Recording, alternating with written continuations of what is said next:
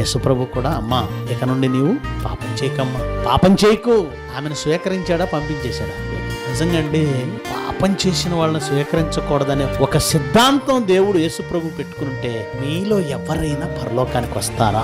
పాపం చేయని వాళ్ళు, నేను స్వీకరించిన వాళ్ళని అర్హులు కాదు అని దేవుడు ఒక సిద్ధాంతం పెట్టుకుంటే నేను పరలోకానికి వెళ్ళను, మీరు పరలోకానికి వెళ్ళను. అసలు ఈ భూమి మీద ఎవ్వడు పరలోకానికి, ఆయనే మనలో లోపాలని, మనలో పాపాలని, మనలో కళంకమైనను మచ్చైనను ఏదున్న వాక్యముతో తన రక్తం ఇచ్చి కడుగుకుంటూ, అప్పుడు నువ్వేం చేయాలి? ఎవరి విషయంలోనైనా, నీ సహోదరుడి విషయంలోనైనా, నీ సహోదరి విషయంలోనైనా, నీ భర్త విషయంలోనైనా, నీ భార్య విషయంలోనైనా క్షమించేటట్టుగా ఉండాలి. నానా నేను ప్రేమించేది ఎవరని, నాకంటే ప్రేమించే మనుషులు ఎవరని